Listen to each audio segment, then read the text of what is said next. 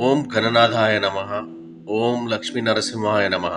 నా ఛానల్లో నేను పెట్టే వీడియోలను వీక్షిస్తూ ప్రతి నిమిషం నన్ను ప్రోత్సహిస్తున్న అందరికీ హృదయపూర్వక ధన్యవాదాలు తెలియజేసుకుంటున్నాను. ఇంకా నా ఛానల్ని సబ్స్క్రైబ్ చేసుకొని వారు దయచేసి సబ్స్క్రైబ్ చేసుకొని పక్కనే ఉన్న గంట సింబల్ని క్లిక్ చేయగలరు.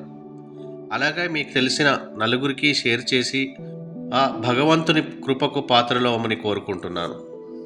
భాగ్యనగరానికి అతి చేరువలో ఉన్న ఎంతో మహిమగల అద్భుతమైన ఒక దేవాలయం గురించిన సమాచారం ఈరోజు నేను మీతో పంచుకోబోతున్నాను. ఛత్రపతి శివాజీ మహారాజ్ ఈ ప్రాంత పర్యటన సమయంలో నిర్మించబడింది అని చెప్పబడుతున్న ఈ ఆలయం సుమారు 400 సంవత్సరాల పురాతనమైనది. హైదరాబాద్ విమానాశ్రయం నుండి సుమారు 10 కిలోమీటర్ల దూరంలో ఉన్న రావిరాల గ్రామ శివారులో ఔటర్ రింగ్ రోడ్డుకు అత్యంత సమీపంలో జన్నాయి గుట్ట అనే ప్రదేశంలో శ్రీ లక్ష్మీనరసింహస్వామి స్వయంభువుగా కొలువై ఉన్న ఆలయం సుమారు 400 సంవత్సరాల పూర్వం నిర్మించబడింది. ఒక చిన్న కొండ చుట్టూ కోటగోడల వలె ఎత్తైన గోడలతో నలువైపుల 4 ద్వారాలతో ఉన్న ఈ ఆలయంలో ప్రతి ఒక్కటి ప్రత్యేకమే. ఈ దేవాలయంలో స్వామివారు పశ్చిమాభిముఖంగా ఉంటారు.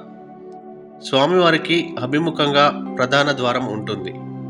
ప్రధాన ద్వారం పైన ఉండే రాజగోపురం ప్రస్తుతం శిథిలావస్థకు చేరుకోవడం వల్ల ఆలయ అభివృద్ధి కమిటీ ఆధ్వర్యంలో నూతన రాజగోపురం నిర్మాణంలో ఉంది. స్వామివారికి కుడివైపున ఉత్తర ద్వారం,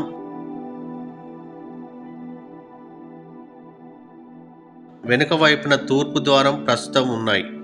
దక్షిణ ద్వారం వైపు మరొక ద్వారం ఉండేదట. 3 అంచెలుగా అద్భుతంగా నిర్మించబడిన ఈ ఆలయం నిర్మాణ శైలి చూసినట్టయితే మొదటి అంచెలో రాతితో నిర్మించబడిన భారీ ప్రహరీ, ఈ ప్రహరీ గోడకు బయటివైపు అనేక గదుల వంటి నిర్మాణాలు ఉన్నాయి. ఈ గదులు పూర్వకాలంలో స్వామివారి దర్శనానికి వచ్చే భక్తులు బస చేయడానికి నిర్మించబడ్డాయని చెప్తున్నారు. విశాలమైన 2వ అంచెలో ఆలయంలో స్వామివారిని సేవించుకునే అర్చకులు మరియు ఇతర ముఖ్య సహాయకుల నివాసాలకు సరిపడేలాగా గదుల నిర్మాణాలు ఉన్నాయి.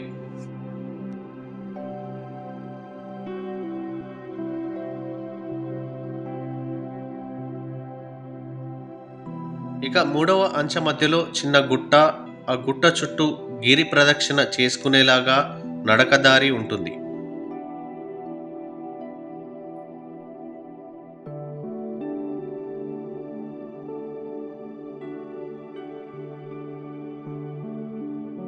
మధ్యలో ఉన్న ఆలయంలో స్వయంభూగా వెలిసి శ్రీ లక్ష్మీనరసింహస్వామి కొలువై ఉన్న ప్రధాన ఆలయం ఉంటుంది. ప్రధాన ఆలయం ఎదురుగా నూతనంగా ప్రతిష్ఠించబడిన ధ్వజస్తంభం, దాని దిగువన గరుత్మంతుని విగ్రహం,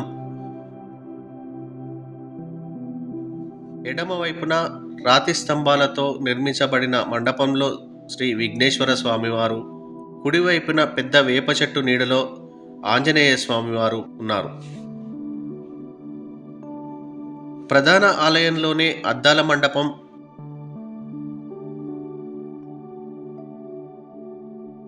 ఆలయానికి ఉత్తరం వైపున శివాలయం ఉన్నాయి.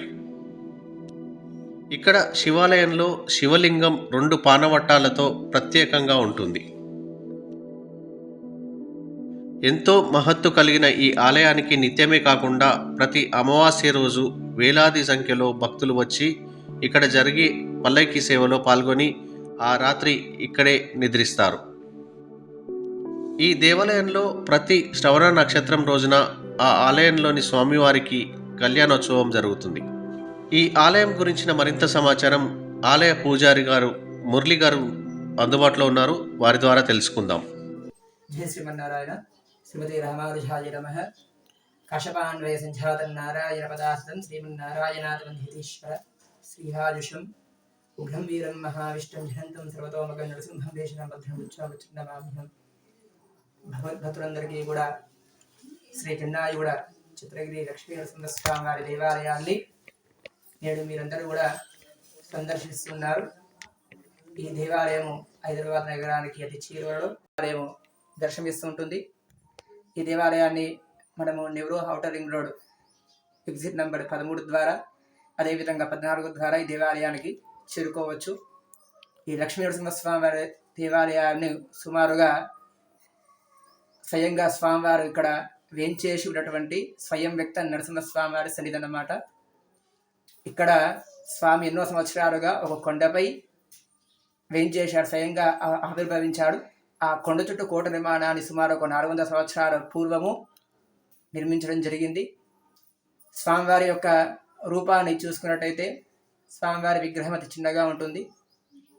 ఆ విగ్రహము ఉన్నటువంటి ప్రత్యేకత ఏంటయ్యా అంటే, స్వామివారి యొక్క విగ్రహంలో స్వామివారి వరదహస్తాన్ని అభయహస్తాన్ని కలిగి ఉండి సుదర్శనాన్ని పాంచజన్యాన్ని పట్టుకొని మనకు దర్శనమిస్తూ ఉంటాడన్నమాట.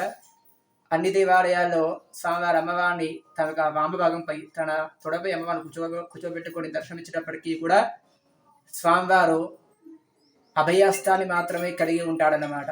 కానీ ఇక్కడ అలా కాకుండా స్వామివారికి అభయహస్తము, దాంతోపాటుగా వరదహస్తము. అంటే మనము అనుకునేటువంటి కోరికలు నెరవేరుస్తూనే, మనకు వరాలను అందిస్తూనే వరదహస్తాన్ని, అదేవిధంగా మనందరికీ కూడా మంచి ఆరోగ్యాన్ని, మనందరినీ కూడా కాపాడుతూ ఉంటాడు. ఎటువంటి ప్రమాదం నుంచైనా కానీ, ఎటువంటి అనారోగ్య సమస్య నుంచైనా కానీ ఎల్లప్పుడూ కూడా కాపాడుతూ ఉంటా అని చెప్పేసి అభయహస్తాన్ని కలిగి ఉండి స్వామివారు మనకు దర్శనమిస్తూ ఉంటాడు అన్నమాట.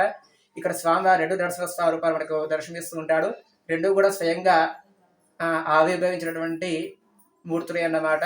మీద కుండకు ఉగ్ర నరసింహ స్వామిగా స్వామివారు, కింద శాంత స్వరూపంగా అమ్మవారి సమేతంగా నరసింహ స్వామివారు దర్శనమిస్తుంటాడు అన్నమాట. అయితే దేవాలయ నిర్మాణాన్ని కూడా పూర్తిగా చూసుకున్నట్టయితే ఈ దేవాలయము సుమారుగా ఒక 400 సంవత్సరాల పూర్వము నిర్మించబడింది. అయితే ఈ నిర్మాణం కూడా పూర్తిగా ఒక గొడుగు ఆకారంలో, ఒక గుండ్రంగా గొడుగు ఏ విధంగా అయితే ఉంటుందో ఆకారం దేవాలయం కూడా ఒక కోట నిర్మాణం, ఒక కోటతో పూర్తిగా ఒక కోట ఆకారంలో దేవాలయం దర్శనమిస్తూ ఉంటుంది. ఈ కోటకు 4 ద్వారాలు ఉంటాయండి. తూర్పు, పశ్చిమము, ఉత్తరము, దక్షిణము 4 వైపులా 4 ద్వారాలు ఉంటూ ఉంటాయి. స్వామి పశ్చిమాముఖంగా మనకు దర్శనమిస్తుంటాడు. ఆ పశ్చిమాముఖ ద్వారము ప్రధాన ద్వారము, దాంతోపాటుగా ఉత్తర ద్వారము, దేవాలయము వెనుక వైపున తూర్పు ద్వారము, దక్షిణం వైపున దేవాలయము అంటే కోటకు సంబంధించి శిథిలావస్థకు చేరుకొని కోటకు కొద్దిగా దెబ్బతిన్నదన్నమాట. ఆ దక్షిణ ద్వారం కూడా ఉంటుండే, అది మనకు కనబడదు. కానీ దేవాలయం చుట్టూరా ఉన్నటువంటి 3 ద్వారాలు మనకి ఇప్పుడు కనబడుతూ ఉంటాయి. ఈ విధంగా 4 ద్వారాలతో దేవాలయం దర్శనమిస్తూ ఉంటుంది. అదేవిధంగా 3 ప్రాకారాలు, 3 అంతస్తులో దేవాలయం దర్శనమిస్తుంటుంది. అయితే ఈ దేవాలయంలో 3 అంతస్తుల్లో కింద ఉన్నటువంటి భాగాన్ని చూసుకున్నట్టయితే దేవాలయం చుట్టుపక్కల పూర్తిగా అంతర్గతంగా సొరంగ మార్గం ఉందండి. ఈ సొరంగ మార్గాన్ని మొదటి అంతస్తుగా, మీద ఇంకో అంతస్తులో దేవాలయానికి సంబంధించినటువంటి యాగశాలను భక్తులకు వసతి కోసమై షెడ్ నిర్మాణాన్ని చేయడం మనకు కనబడుతూ ఉంటుంది. అదేవిధంగా కింద మనకు చూసుకున్నట్టయితే అక్కడ పాత గదులు కూడా మనకు కనబడుతూ ఉంటాయండి. ఇంతకు ముందు పూర్వంలో ఇక్కడ పనిచేసేటువంటి అర్చకులకు లేదా ఇతర వ్యవస్థకు సంబంధించినటువంటి వారందరూ కూడా ఉండడానికి ఆ గదుల నిర్మాణం కూడా మనకు కనబడుతూ ఉంటుంది. 3వ భాగంలో పై అంతస్తులో ఊర్ధ్వస్థానంలో స్వామివారు, గర్భాలయము, పరివార దేవతలు అంటే గణపతి, ఆంజనేయ స్వామి, క్షేత్రపాలకుడు శివుడు, అద్దాల మండపము, గోదాదేవి సన్నిధి, ఇటువంటి పరివార దేవతలందరూ కూడా 3వ అంతస్తులో మనకు దర్శనమిస్తూ ఉంటారన్నమాట. అయితే ఇది కాకుండా దేవాలయం చుట్టూరా కూడా కింద వైపున మనకు సుమారుగా ఒక 35 గదుల దాకా మనకు దేవాలయం చుట్టూరు కూడా, కోట చుట్టూ కూడా మనకు కనబడుతూ ఉంటాయన్నమాట. ఈ గదులన్నిటినీ కూడా ఇంతకు పూర్వము ఇక్కడ ఒక 75 సంవత్సరాల పూర్వం వరకు కూడా జాతర ఉత్సవాలు ఒక మండలం కాలం పాటు, అంటే ఒక 54 రోజుల పాటు జాతర ఉత్సవాలు అవుతుండే అన్నమాట. ఈ మండల కాలంలో అయ్యేటువంటి జాతర ఉత్సవాలకి ఇక్కడ ఉండేటువంటి జమీందారులు కానీ, రాజులు కానీ, అదేవిధంగా చుట్టుపక్కల ఉన్నటువంటి గ్రామస్తులు కానీ వచ్చి ఇక్కడ స్వామివారిని సేవిస్తూ, వారికి వీలైనంత సమయంత వరకు కూడా ఇక్కడ ఉండి ఇక్కడ స్వామివారిని సేవిస్తూ వెళుతూ ఉండేవారు అనమాట. ఆ విధంగా వారు వచ్చి ఉండడానికి ఆ యొక్క గదుల నిర్మాణం అనేటువంటి జరిగింది. ఈ కోట నిర్మాణం చూసుకున్నట్టయితే ఇది పూర్తిగా దేవాలయానికి సంబంధించి దేవాలయ అవసరాలకు, అదేవిధంగా అప్పుడు పరిపాలించేటువంటి రాజులు, చక్రవర్తులు ఎవరైతే ఉంటారో వారి అవసరాలకు తగ్గట్టుగా ఈ కోట నిర్మాణాన్ని దేవాలయానికి ఉపయోగపడే విధంగా, వారికి అవసరాలకు ఉపయోగపడే విధంగా ఈ దేవాలయాన్ని నిర్మాణం చేశారనే విషయాన్ని మనకు చూస్తే కనబడుతూ ఉంటుందన్నమాట. ఆ విధంగా స్వయంగా వేసేటువంటి నరసింహస్వామి వారి సన్నిధి మన హైదరాబాద్ నగరానికి ఒక 12 కిలోమీటర్ల దూరంలో, శంషాబాద్కి కూడా ఒక 12 కిలోమీటర్ల దేవాలయం దర్శనం ఇస్తుంటుందన్నమాట. భక్తులందరూ కూడా స్వామివారిని దర్శించి సేవించవలసిందిగా తెలియజేస్తున్నాము.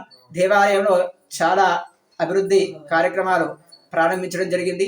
ఇంతకుముందు వరకు కూడా దేవాలయం కొద్దిగా శిథిలావస్థకు చేరుకొని ఇప్పుడు ఈ మధ్యకాలంలో భక్తుల చొరవతో, గ్రామస్తులు పెద్దల చొరవతో దేవాలయము అభివృద్ధి జరుగుతూ ఉంటుంది. ఈ అభివృద్ధిలో భాగంగా ప్రస్తుతము దేవాలయంలో రాజగోపుర నిర్మాణాన్ని నిర్వహిస్తున్నారు. అయితే ఈ ఒక భక్తులందరూ కూడా స్వామివారిని సందర్శించి, దేవాలయాన్ని సందర్శించి, స్వామివారిని దర్శించి ఈ దేవాలయ అభివృద్ధికి పాలు పంచుకోవాల్సిందిగా మనవి. అదేవిధంగా ఈ దేవాలయంలో స్వామివారు నవనారసింహస్వామి రూపంలో మనకు దర్శనమిస్తూ ఉంటాడు. అంటే స్వామివారి యొక్క నవనారసింహస్వామి అంటే నరసింహస్వామి వారి రూపాలు 9 నరసింహస్వామి రూపాల్లో మనము ఉంటుంది, మనకు ఆ విషయం తెలుసు. అందుకే దేవాలయ చుట్టూరా ఎవరైతే స్వామికి నమస్కారం చేసుకొని మనసు ఉన్నటువంటి కోరికను స్వామివారికి విన్నవించుకొని దేవాలయం చుట్టూరా కూడా 9 ప్రదక్షిణాలు తిరగడం ద్వారా మనకు అనుకున్నటువంటి కామ్యాలు నెరవేరుతూ ఉంటాయి.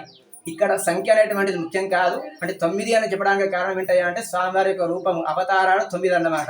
ఆ 9 అవతారాలకు ఒక అవతారానికి ఒక ప్రదక్షిణ 9 ప్రదక్షిణాలు అని చెప్పడం జరిగింది. ఇక్కడ సంఖ్య ముఖ్యం కాదు. భక్తిగా ఒక్క ప్రదక్షిణ తిరిగినా సరే స్వామిపై నమ్మకాన్ని, భక్తిని కలిగి ఉండి స్వామికి ప్రదక్షిణ తిరుగుతూ ఉండాలి.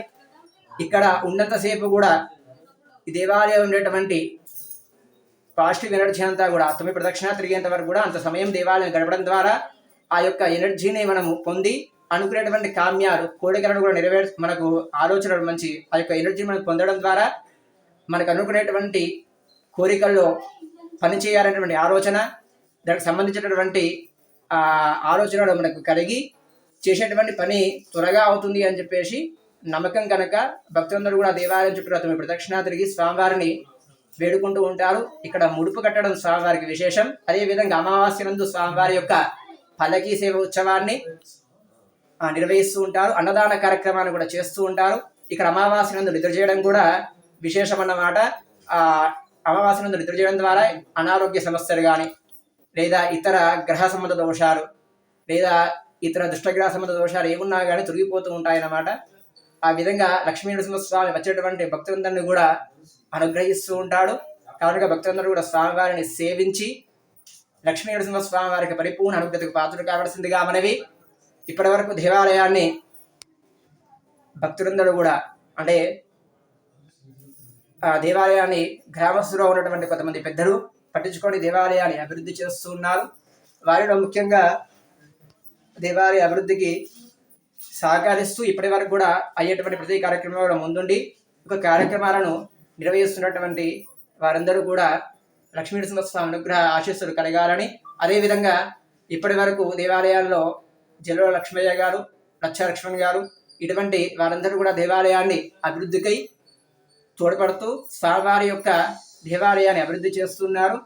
కావున భక్తులందరూ కూడా ఎవరైతే వీడియో చూస్తున్నారో దానికి అర్థం ఏంటయ్యా అంటే స్వామివారి యొక్క పిలుపు, అంటే స్వామివారి దర్శనం చేసుకోవాలని చెప్పి మన దగ్గరకు ఆ పిలుపు వచ్చిందన్నమాట. కనుక అందరూ కూడా ఎవరైతే ఈ వీడియోను చూస్తున్నారో అటువంటి వారందరూ కూడా తప్పకుండా దేవాలయాన్ని సందర్శించి నరసింహస్వామి వారి యొక్క కృపా కటాక్షలకు పాత్రలు కావాల్సిందిగా మనవి. జై శ్రీమన్నారాయణ.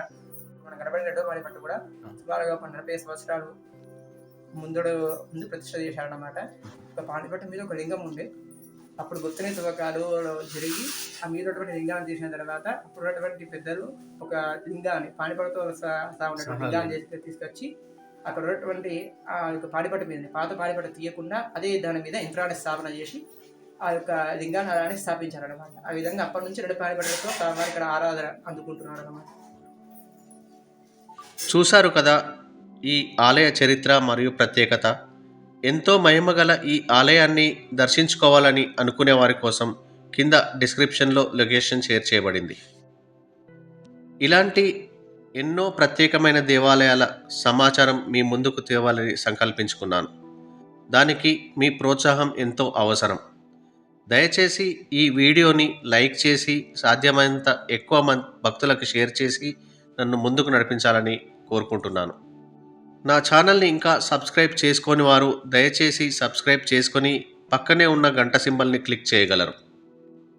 పచ్చని ప్రకృతి ఒడిలో ఉన్న ఈ ఆలయంలో శ్రీ లక్ష్మీనరసింహస్వామి వారి దర్శన భాగ్యం ప్రతి ఒక్కరికి దక్కాలని ప్రార్థిస్తూ మీ శ్రీనివాస్.